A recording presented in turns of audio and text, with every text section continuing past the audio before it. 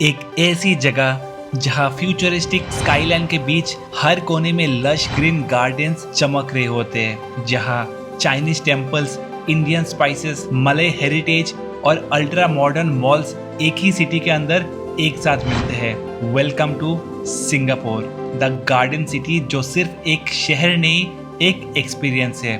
और इस वीडियो में हम आपसे शेयर करेंगे 5 नाइट्स 6 डेज का एक डिटेल्ड टूर प्लान सिंगापुर का, जिसमें सारी जानकारी जो आपको वहां पहुंचने से पहले पता होनी चाहिए, वो सब इस वीडियो में आपको जानने को मिलेगा, ताकि आपको इस ट्रिप को करने में कोई दिक्कत ना हो। चलो इस टूर का सबसे पहला स्टेप को जानते हैं, जो थोड़ा बोरिंग लगता है पर बिना इसके सफर शुरू ही नहीं हो सकती। वो है वीजा। तो जानते हैं कि वीजा का क्या प्रोसेस है और क्या डॉक्यूमेंटेशंस चाहिए होता है इंडिया से सिंगापुर ट्रैवल करने के लिए। इंडियन सिटीजन्स के लिए सिंगापुर में वीजा ऑन अराइवल नहीं होता है, सो आपको पहले अप्लाई करना पड़ेगा, और वो भी सिर्फ ऑथोराइज्ड वीजा एजेंट के थ्रू। हम लोगों ने मेक माई ट्रिप से बुक कराया था वीजा, कोई प्रमोशन नहीं है, आप कोई भी ट्रस्ट वर्दी ऑथोराइज्ड ट्रैवल एजेंट के थ्रू अप्लाई करवा सकते हो। और वीजा के लिए आपको ये कुछ डॉक्यूमेंट्स रेडी करना होगा। सबसे पहला है पासपोर्ट, जिसमें एटलीस्ट 6 महीने की वैलिडिटी हो। दूसरा है फॉर्म 14A, ये मेन एप्लीकेशन फॉर्म है, जिसमें आपको सारा डिटेल्स फिल करना होता है। सिंपल ही है फॉर्म, ज्यादा कॉम्प्लिकेटेड नहीं है। फिर चाहिए व्हाइट बैकग्राउंड के साथ पासपोर्ट साइज फोटोज इस डायमेंशन में। हाँ, व्हाइट कलर का ड्रेस अवॉइड करें फोटो लेते टाइम। और कंफर्म्ड फ्लाइट टिकट्स और होटल बुकिंग। और ये दोनों चीजों में ज्यादातर लोगों को कंफ्यूजन रहता है कि क्या मैंडेटरी है वीजा अप्लाई करने के लिए होटल बुकिंग्स और फ्लाइट बुकिंग्स, और अगर वीजा रिजेक्ट हो जाए तो क्या होगा। ये बहुत ही कॉमन क्वेश्चंस होती है सभी का। तो वैसे अगर आप ऑफिशियल सिंगापुर एम्बेसी के वेबसाइट में देखेंगे तो वो मैंडेटरी नहीं है लिखा हुआ होता है, लेकिन जब आप किसी भी ट्रैवल एजेंट के थ्रू बुक कराते हो तो उसमें आपके ट्रैवल एजेंट्स आपसे ये दोनों जरूर मांगेंगे, क्योंकि उन लोगों को भी अपना वीजा अप्रूवल परसेंटेज भी हाई मेंटेन करना होता है। तो आप चाहो तो पहले अपने वीजा ट्रैवल एजेंट से बात कर सकते हो, और फिर कंफर्म करने के बाद आप फ्लाइट और होटल बुकिंग्स बुक करा के उन लोगों को डॉक्यूमेंट्स भेज सकते हो। वैसे ज्यादा कुछ दिक्कत नहीं होता है वीजा मिलने में, अनलेस कुछ गड़बड़ ना मिले आपके डॉक्यूमेंट्स में, तो आपको कोई टेंशन लेने का जरूरत नहीं होगा, आराम से मिल जाएगा वीजा। साथ में चाहिए एक कवर लेटर, जिसका सैंपल आपका ट्रैवल एजेंट ही अरेंज कर देंगे, आपको बस फिल करना होता है as per the guidelines. Last में चाहिए 6 मंथ का बैंक स्टेटमेंट, जिसमें कुछ सफिशिएंट फंड्स दिखाना होता है, जिसमें आपका सिंगापुर का पूरा ट्रिप कवर हो जाए। ऑन एवरेज 50 to 75,000 पर पर्सन अगर आपके अकाउंट में वीजा अप्लाई करते टाइम हो, आपका वीजा अप्रूव होने का चांसेस भी बढ़ जाती है। और उसके बाद आपको अपना ओरिजिनल पासपोर्ट और सारे डॉक्यूमेंट्स के फोटोकॉपीज भेजना होता है आपके ट्रैवल एजेंट के पास कुरियर के थ्रू। प्रेफरेबली आप ब्लू डार्ट से ही भेज दीजिए, जो आपका कुरियर सेम डे या नेक्स्ट डे डिलीवरी कर देती है। और फिर आपका पासपोर्ट ट्रैवल एजेंट के पास पहुंचने के बाद पूरे प्रोसेस में कुछ 1 हफ्ते का टाइम लगता है, तो आप मिनिमम 20 दिन से ज्यादा समय रहते हुए वीजा अप्लाई कर दीजिए, ताकि आपको लास्ट मोमेंट में ज्यादा परेशानी ना उठाना पड़े अगर वीजा डिले होती है कोई भी कारण की वजह से। और वीजा फी के चार्जेस होता है 1800 रुपीज पर पर्सन, लेकिन आपको अराउंड 2500 से 3000 रुपीज पर पर्सन पे करना होगा, जिसमें एजेंट के चार्जेस भी होता है। दूसरा ऑप्शन है वीजा के लिए कि अगर आपके कोई फ्रेंड्स या रिलेटिव्स है सिंगापुर में, तो वो आपके लिए वीजा अप्लाई कर सकते हैं। इसमें कोई ट्रैवल एजेंट्स के थ्रू करना नहीं पड़ता है। आपको पहले बताई गई सारी डॉक्यूमेंट्स के साथ एक और फॉर्म होता है V39A, जो फिल करना होगा आपको, और आपको इजीली मिल जाएगा वीजा। और हाँ, सिंगापुर पहुंचने से 2 से 3 दिन पहले आपको सिंगापुर का अराइवल कार्ड भी फिल करना होगा। इसका रिमाइंडर तो आप जरूर मोबाइल में ऐड कर ले जाने से पहले, क्योंकि वो आप ट्रेवल डेट के सिर्फ 3 दिन के अंदर ही कर सकते हैं, उससे पहले नहीं। अब बात करते हैं कि सिंगापुर विजिट करने का बेस्ट टाइम क्या है। सिंगापुर एक year around travel friendly destination है, लेकिन ट्रॉपिकल क्लाइमेट है वहाँ पर, मतलब कभी कभी बारिश की गेस्ट अपीयरेंस होती रहती है वहाँ पर। नवंबर से जून का टाइम बेहतरीन होता है, सबसे ज्यादा टूरिस्ट उसी टाइम को विजिट करते हैं, तो होटल्स के प्राइसेस भी थोड़े ज्यादा आपको पड़ सकते हैं, जिसमें नवंबर टू जनवरी में बारिश थोड़ा ज्यादा मिल सकता है आपको, लेकिन ऐसा कुछ दिक्कत नहीं होती है। और क्रिसमस, न्यू ईयर और चाइनीज न्यू ईयर का टाइम तो अवॉइड करना ही बेटर होती है अगर आप एक बजट टूर प्लान कर रहे हो, क्योंकि उस टाइम बहुत ही ज्यादा कॉस्टली हो जाते हैं हर एक चीज। हम लोग दिसंबर 2nd वीक में गए थे, थे और फ्लाइट हम लोगों को चेन्नई से सिंगापुर का डायरेक्ट फ्लाइट सिर्फ 6000 में मिल गया था और होटल के प्राइसेस भी कम मिले थे। तो आप भी जो है नवंबर के एंड या अर्ली दिसंबर भी प्लान कर सकते हो और जुलाई से सितंबर का टाइम आपको थोड़े बहुत क्राउड कम मिलेंगे और होटल्स और फ्लाइट के प्राइसेस भी आपको बहुत ही चीप मिल सकते हैं उस दौरान, लेकिन गर्मी बहुत होती है और फ्लाइट्स आपको भारत की बहुत सारी मेजर सिटीज से डायरेक्ट फ्लाइट के ऑप्शंस मिल जाएंगे, लेकिन सबसे सस्ता ऑप्शन चेन्नई से सिंगापुर का ही होता है। लेकिन मैं रिकमेंड करूंगा कि हो सके तो आप एक बार सिंगापुर एयरलाइंस का फेयर भी चेक जरूर कर ले ट्रेवल से पहले। कभी कभार ऑफ सीजन में वो भी थोड़ा सस्ता हो जाता है और बहुत ही अच्छा एक्सपीरियंस होता है सिंगापुर एयरलाइंस में ट्रेवल करना, जो कि वर्ल्ड का one of the best airline में से गिना जाता है। अब बात करते हैं कि आइटिनरी क्या होगा इस पूरे ट्रिप का। तो ज्यादातर लोग सिंगापुर के साथ मलेशिया भी ऐड करते हैं अपने टूर प्लान में, क्योंकि मलेशिया एक वीजा फ्री कंट्री है इंडियंस के लिए। तो अगर आपका भी ये प्लान है तो आप कुछ मिनिमम 4 नाइट्स सिंगापुर के लिए रख सकते हैं और 2 से 3 दिन मलेशिया के लिए, जिसमें मेनली आप कुआलालंपुर और आसपास के जगह ही कवर कर पाएंगे। लेकिन क्योंकि हम लोग सिर्फ सिंगापुर विजिट किए थे तो आपको इस वीडियो में 5 नाइट्स 6 डेज का सिंगापुर का आइटिनरी शेयर करेंगे और बाकी आप अपने प्रेफरेंस के हिसाब से एडजस्ट भी कर सकते हो। तो डे 1 को जब आपका फ्लाइट सिंगापुर के चांगी एयरपोर्ट पर लैंड होता है, तभी से ये शहर अपने चार्म से आपका स्वागत शुरू कर देती है। गार्डन सिटी की हवा, मॉडर्न स्काईलाइन का सोच और कल्चरल ब्लेंड का एक्साइटमेंट सब एक साथ महसूस होता है। सबसे पहले बात करें कनेक्टिविटी की, आपको टूरिस्ट सिम कार्ड की जरूरत पड़ेगी, लेकिन एयरपोर्ट से डायरेक्ट खरीदना थोड़ा महंगा हो सकता है। हम लोगों ने अपना सिम कार्ड पहले ही क्लूक ऐप पर ऑनलाइन बुकिंग कर लिया था, जो सिर्फ 550 में मिल गया था। अगर आप ये सेम सिम 7-Eleven स्टोर से लेते हो तो लगभग 1000 के आसपास होता है सिम का चार्जेस। एयरपोर्ट पर काउंटर से कलेक्ट करना बहुत ही इजी होता है, बस बुकिंग कंफर्मेशन दिखाइए और सिम ले लीजिए। तो मैं रिकमेंड करूंगा कि आप पहले से ऑनलाइन बुक करा के ही आए सिम, तो सस्ते में भी मिल सकता है, वरना आप कोई भी 7-Eleven स्टोर में जाकर भी ले सकते हो। वैसे चांगी एयरपोर्ट पर free high speed wifi available है, तो आपको होटल के लिए कैब वगैरह बुक करने में कोई दिक्कत नहीं होगा, आप आराम से कर सकते हो। और सिंगापुर में होटल्स का चेक इन टाइम जनरली दोपहर 12 बजे के बाद ही होता है। अगर आप सुबह अराइव करते हैं तो पहुंचकर सीधे होटल जाने के बजाय आप सिंगापुर एयरपोर्ट से कनेक्टेड ज्वेल चांगी में थोड़ा वक्त बिताइए और जैसे ही आप ज्वेल चांगी के अंदर एंटर करोगे, इस जगह का सबसे बड़ा हाईलाइट आपको देखने को मिलेगा, जो कि है ये रेन वॉर्टेक्स, दुनिया का सबसे ऊंचा इंडोर वाटरफॉल्स जो 40 मीटर से गिरता है। नेचुरल लाइट, लश ग्रीनरी चारों ओर सब मिलाकर एक मैजिकल वेलकम क्रिएट करता है आपके लिए। ज्वेल चांगी में करने लायक बहुत सारी एक्टिविटीज है जिसमें आप काफी टाइम स्पेंड कर सकते हो, फुल एंटरटेनिंग। हम लोगों का फ्लाइट लैंड हुआ था टर्मिनल 2 में, तो टर्मिनल 2 से ज्वेल तक जाने के लिए आप लिंक ब्रिज से होते हुए जा सकते हो, जो डायरेक्टली कनेक्टेड है ज्वेल से, या आप टर्मिनल 1 के लिए स्काई ट्रेन भी ले सकते हो, जिसे हम लोगों ने किया था क्योंकि लगेज बहुत था। और T1 टर्मिनल से निकलते ही एकदम सामने ही आपको दिखेगा ज्वेल। और अगर आपको और भी क्लोजर व्यू चाहिए इस वाटरफॉल का, तो आप T2 से T3 के लिए एक स्काई ट्रेन ले सकते हो, जो एकदम वाटरफॉल्स के सामने से होते हुए गुजरता है, पर काफी खूबसूरत लगता है देखने में। वैसे ज्वेल चांगी में वक्त कैसे निकल जाता है वो आपको पता भी नहीं चलेगा, क्योंकि वहां पर बहुत कुछ है करने के लिए। क्योंकि ज्वेल चांगी एक स्टनिंग पब्लिक कॉम्प्लेक्स है जो डायरेक्टली एयरपोर्ट के टर्मिनल से कनेक्टेड है। जैसे कि यहाँ एक कैनोपी पार्क है जिसमें आप स्काई नेट्स, मिरर मेज, डिस्कवरी स्लाइड्स जैसे अट्रैक्शंस है जो हर एज ग्रुप के लिए एंजॉयबल होते हैं। शॉपिंग लवर्स के लिए तो ये एकदम पैराडाइज है, लग्जरी ब्रांड से लेकर लोकल स्पेशलिटी स्टोर्स तक सब कुछ अवेलेबल है और आप चाहो तो कुछ शॉपिंग भी यहाँ से कर सकते हो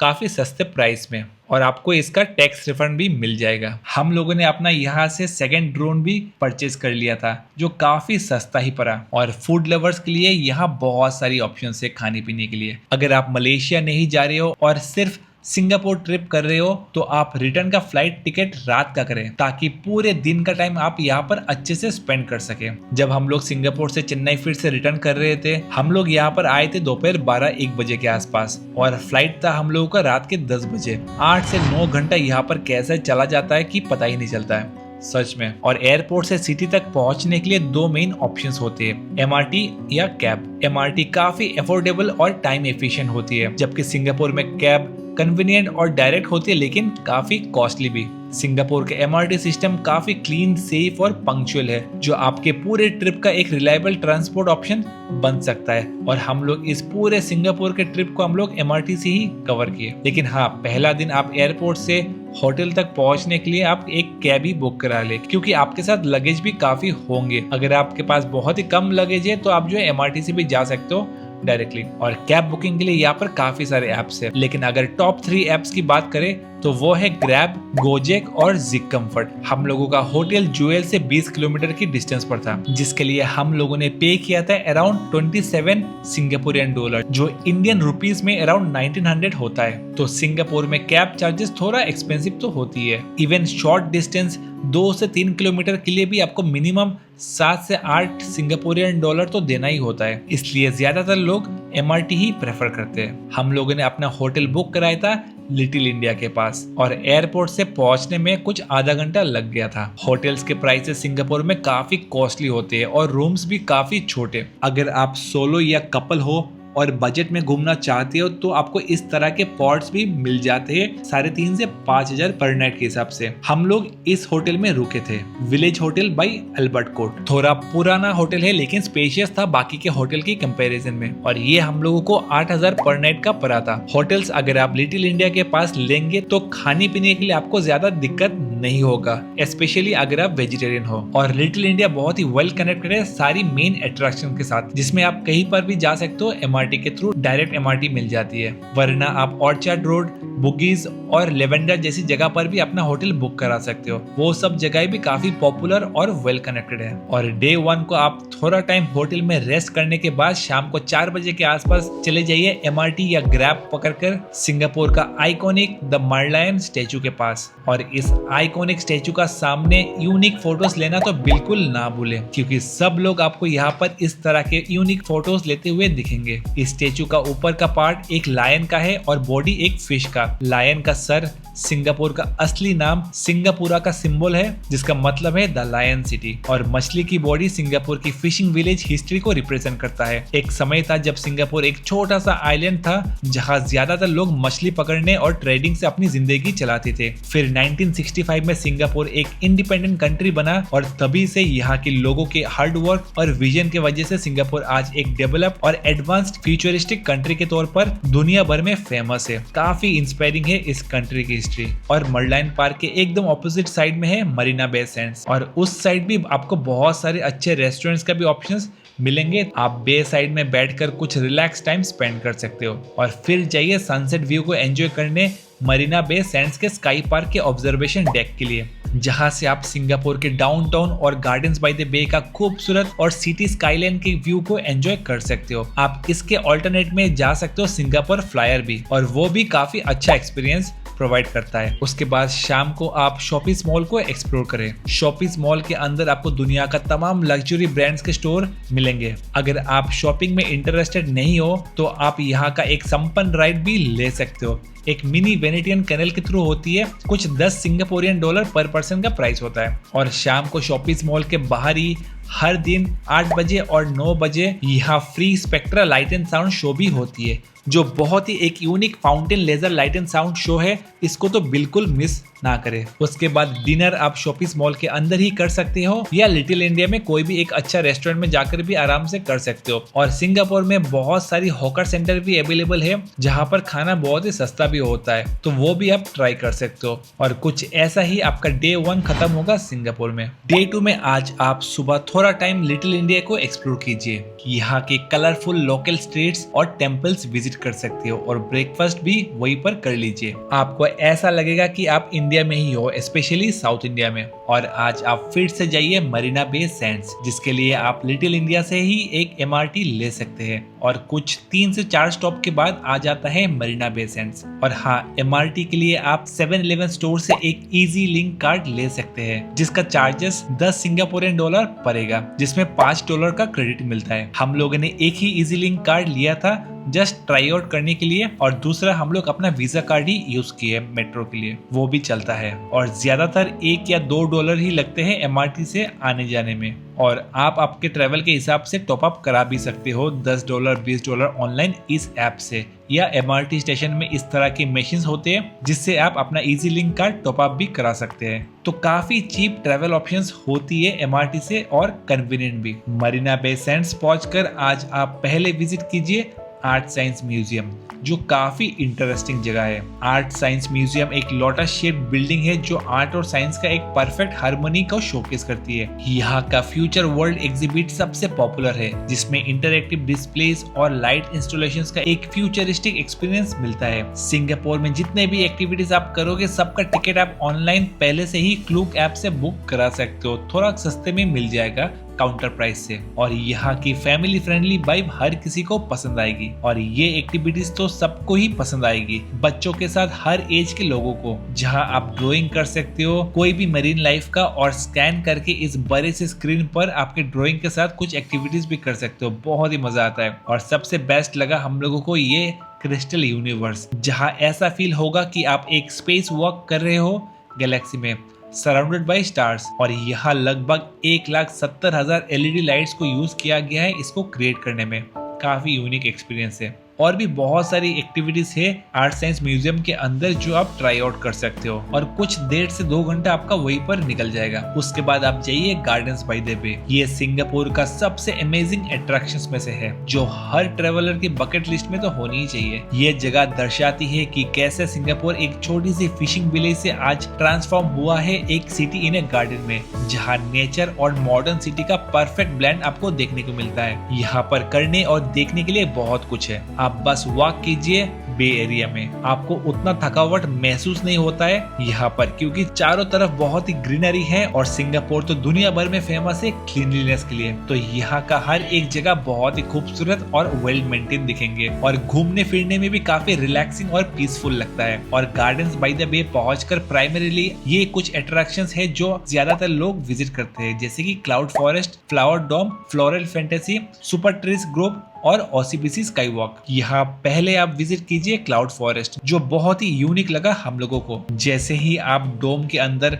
एंटर करते ही आपको दिखेगी ये सुंदर सा इंडोर वाटरफॉल जो 35 मीटर्स के हाइट से गिरती है। साथ में आपको यहाँ एक ट्रॉपिकल माउंटेन का फील होगा और यहाँ का टेम्परेचर भी हमेशा कूल और रिफ्रेशिंग रहता है, जो सिंगापुर के वार्म वेदर से एक परफेक्ट एस्केप है। यहाँ पर आपको rare orchids, colourful flowers, tropical blooms जैसे हेलिकोनियास और कार्निवोरस प्लांट जैसे पिचर प्लांट्स और भी बहुत सारे प्लांट स्पीशीज जो हम लोग आइदर बुक्स या मूवीज में देखे होंगे, वो आपको यहाँ पर देखने को मिलेंगे। साथ में यहाँ एक क्लाउड माउंटेन भी है जिसके अंदर एलिवेटर्स और स्काई वॉक्स है जो आपको इस मिस्टी रेन फॉरेस्ट का एक क्लोजअप व्यू देते हैं। और यहाँ आप क्लाउड वॉक के लिए भी जा सकते हो, जो एक सस्पेंडेड वॉकवेज है और क्लाउड माउंटेन के आसपास रैप होती है। और हर कुछ समय बाद यहाँ मिस्ट रिलीज की जाती है जो एकदम माउंटेन के बीच होने का फील देती है। काफी खूबसूरत और इंटरेस्टिंग जगह है। फिर क्लाउड फॉरेस्ट एक्सप्लोर करने के बाद गार्डन्स बाय द बे का नेक्स्ट आइकॉनिक अट्रैक्शन है फ्लावर डोम, जो दुनिया का लार्जेस्ट ग्लास ग्रीन हाउस है।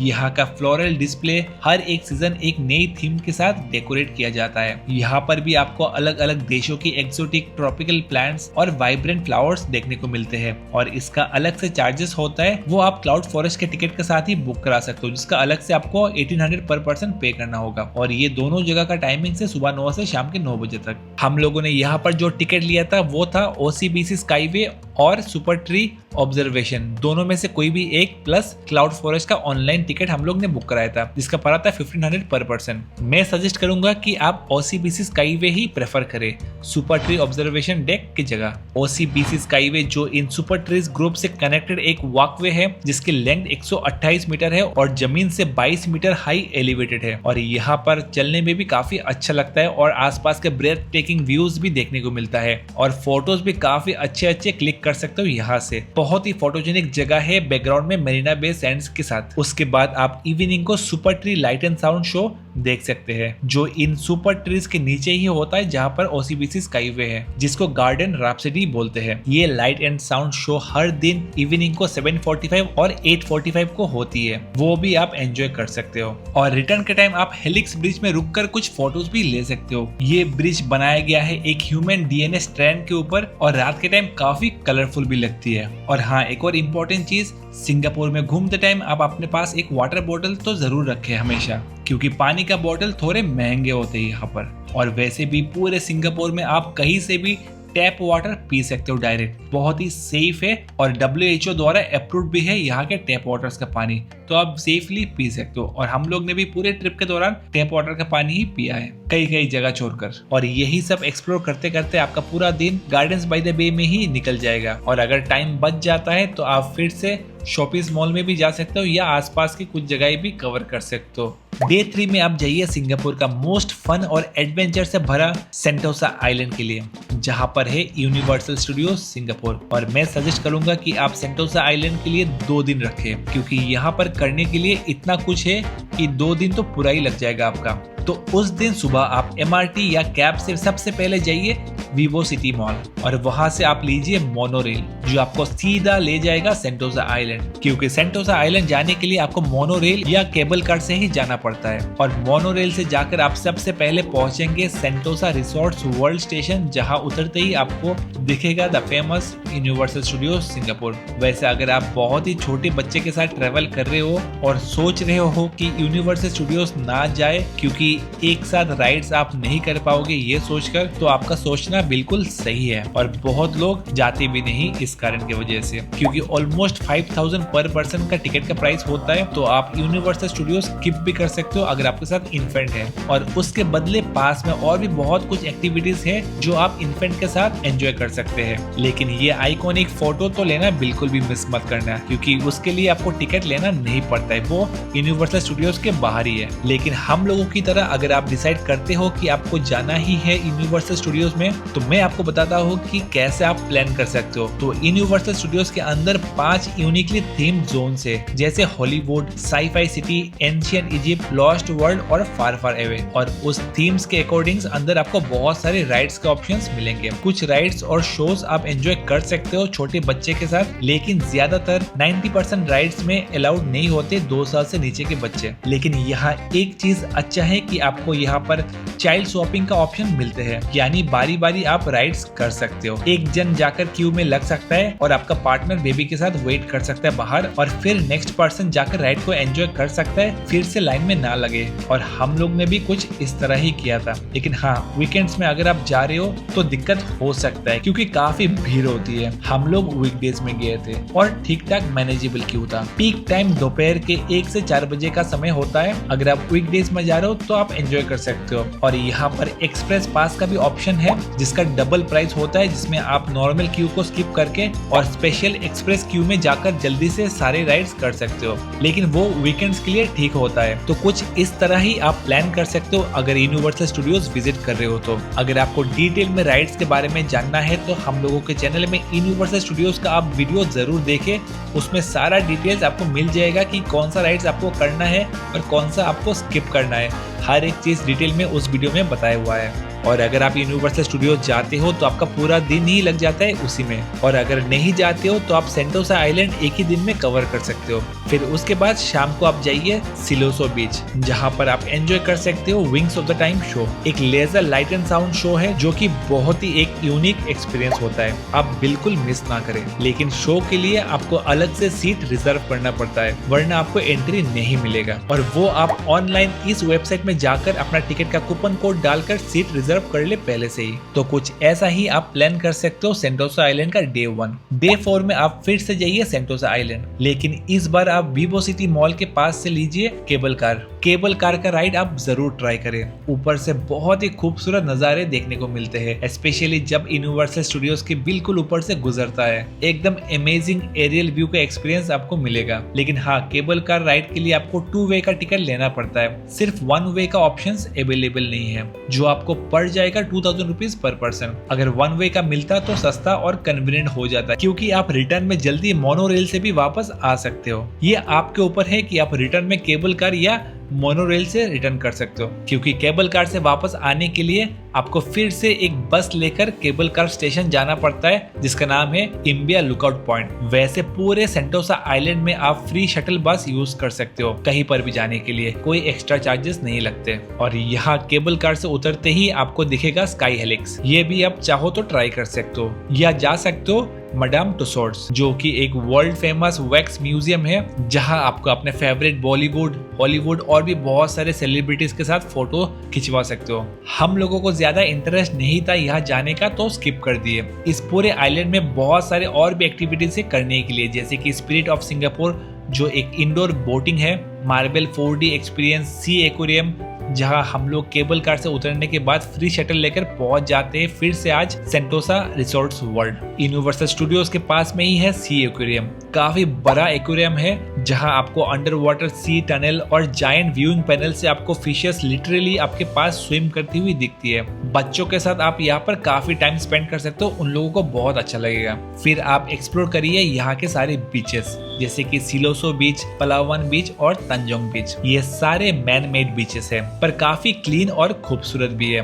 काफी टाइम यहाँ पर आप स्पेंड कर सकते हो, उतना भीड़ भाड़ नहीं होता यहाँ पर। हम लोग शाम को पहले विजिट किए थे पलावन बीच। यहाँ पर एक क्यूट सा सस्पेंशन ब्रिज भी है जो आपको ले जाता है एशिया के सदर्न मोस्ट पॉइंट पर, जहां आप बहुत सारे अच्छे फोटोज क्लिक कर सकते हो। अगर आप रिलैक्स्ड वाइब्स चाहते हो फैमिलीज के साथ, ये बीच बिल्कुल सही जगह है। और अगर आपको और भी ज्यादा शांति चाहिए तो आप जाइए तंजोंग बीच, जो बहुत ही सिक्लूडेड और शांत है। परफेक्ट है कपल्स या सोलो ट्रेवलर्स के लिए। और अगर आप बीच साइड में थोड़ा रिलैक्स करना चाहते हैं तो आप जाइए तंजोंग बीच क्लब, जहां आप चिल कर सकते हो अमेजिंग म्यूजिक और ड्रिंक्स के साथ। हम लोग तंजोंग बीच नहीं जा पाए थे क्योंकि अंधेरा हो गया था, तो हम लोग जाते हैं सिलोसो बीच। ये बीच थोड़ा लाइवली और एनर्जेटिक वाइब देता है। यहाँ पर आपको बीच साइड कैफेज, बार्स और बहुत सारे वाटर एक्टिविटीज जैसे कि कायाकिंग, पैडल बोटिंग सब मिलेंगे आपको यहाँ पर। सारे बीचेस में से सबसे ज्यादा हैपनिंग बीच यही है। फिर शाम को आप चाहो तो डिनर विवो सिटी मॉल में भी कर सकते हो, जहां आपको सस्ते खाने पीने के लिए काफी सारे ऑप्शंस मिल जाएंगे। अगर आप वेजिटेरियन हो तो आपको शायद उतना अच्छा ना लगे ये जगह, क्योंकि हर जगह आपको नॉन वेजिटेरियन फूड और उसके स्मेल भी आते रहेंगे, तो आप अवॉइड ही करें इस तरह के हॉकर सेंटर। या आप यहाँ से MRT लेकर जा सकते हैं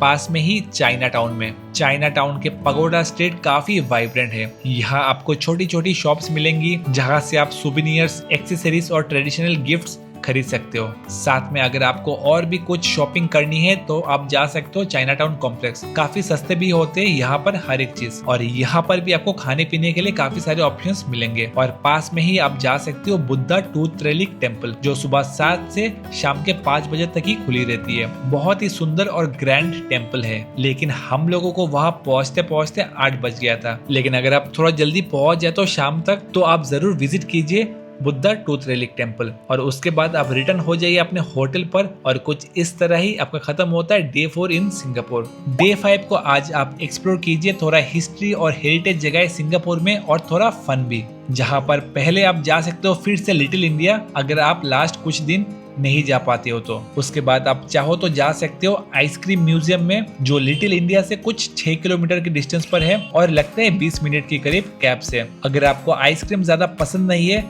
तो आप स्किप भी कर सकते हो। हम लोग यहाँ पर नहीं गए थे क्योंकि आइसक्रीम्स हम लोग खाते नहीं है, तो बेकार में टाइम भी वेस्ट नहीं किए। ज्यादातर लोग तो वहाँ पर बस फोटोज के लिए जाते हैं, तो आप भी ट्राई कर सकते हो अगर आपको इंटरेस्ट है तो। और हम लोग उसके बदले निकल गए दोपहर को डायरेक्ट कैंपोंग ग्लैम, जहाँ पर आपको दिखेगा सुल्तान मॉस्क, एक बहुत ही खूबसूरत और फोटोजेनिक मॉस्क जिसका गोल्डन डोम दूर से ही आपको अट्रैक्ट करेगी। और वहीं पर है हाजी लेन और अरब स्ट्रीट, जो एकदम एक कूल वाइब और क्रिएटिव जगह है। कलरफुल स्ट्रीट, वाइब्रेंट कैफेज हर कॉर्नर पे मिलते हैं। ये एरिया कल्चरल भी है और मॉडर्न भी, परफेक्ट फॉर रील्स और इंस्टा फोटोज। यहाँ पर आप बहुत अच्छे अच्छे फोटोज क्लिक कर सकते हैं, लेकिन यहाँ के कैफेज थोड़े एक्सपेंसिव भी है। हम लोगों ने यहाँ पर लंच करने का सोचा और ऑर्डर किए थे बस एक फलाफल और मीडियम चिकन हांडी। दोनों का टेस्ट भी ठीक ठाक ही था, लेकिन बिल लगभग 3,500 के आसपास पड़ गया था, तो काफी एक्सपेंसिव था। फिर इसके पास में ही है फोर्ट कैनिंग पार्क। ये भी एक ऑप्शनल जगह है जो आप जा सकते हो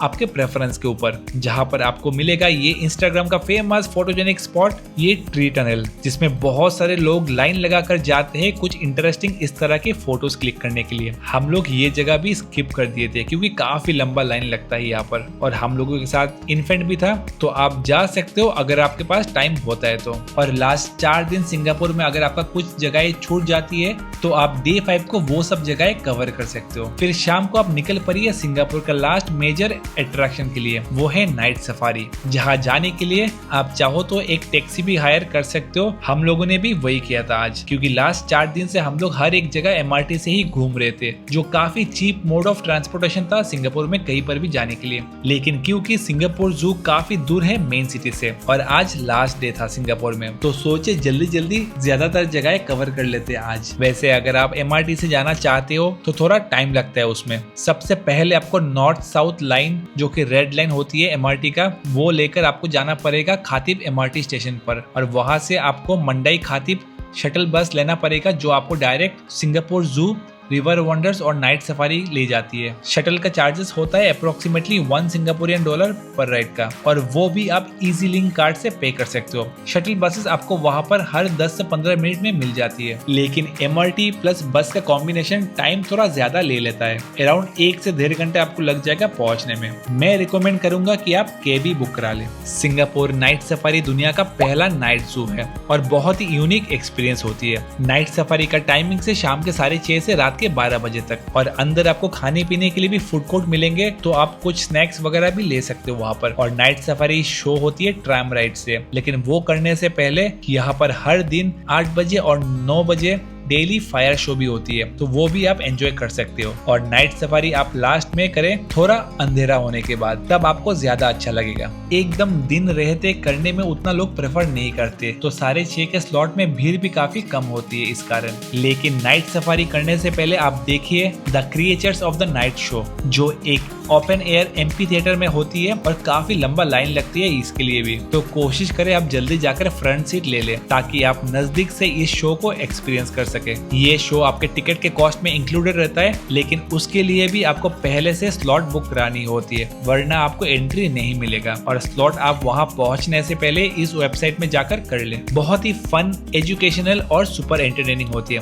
यहाँ ट्रेन एनिमल्स जैसी आउल्स, हाइनास और उल्फ्स परफॉर्म करते हैं विद देयर कीपर्स। किड्स और एडल्ट्स दोनों ही एंजॉय करेंगे इस शो को। उसके बाद आप कीजिए ट्रैम राइड। ये एक गाइडेड राइड होता है जो आपको पूरा नाइट जू घुमाता है। आप चाहो तो चलकर भी नाइट जू घूम सकते हो, लेकिन ट्रैम राइड में आप बस बैठ जाओ और एंजॉय करो यहाँ की वाइल्ड लाइफ को। आपको यहाँ मिलेंगे Lions, tigers, elephants, Indian rhinos, leopards, बहुत सारे एनिमल्स और क्रिएचर्स। टिपिकल जू जैसा नहीं है, ग्लास का बना या केज से प्रोटेक्ट किया हुआ नहीं होता। यहाँ पर एकदम ओपन एनक्लोजर्स में होते हैं। सारे एनिमल्स आपके सामने ट्रैम के आसपास घूमते रहते हैं और काफी यूनिक और इंटरेस्टिंग भी लगता है। नाइट सफारी एक मस्ट एक्सपीरियंस एक्टिविटी है सिंगापुर में। और अगर आपके साथ बच्चे हैं और जू में और ज्यादा इंटरेस्ट है आपको, तो आप दिन में भी जू को एक्सप्लोर कर सकते हो, और इसके साथ आप यहाँ के बाकी सारे अट्रैक्शंस भी कवर कर सकते हो, जैसे रिवर वंडर्स, जो कि एशिया का पहला और only river themed wild life park and aquarium देख सकते हैं, जिसमें आप जायंट पांडा फॉरेस्ट में पांडा को देख सकते हो और कुछ यूनिक एक्वाटिक लाइफ। साथ में आप विजिट कर सकते हैं बर्ड्स पैराडाइज,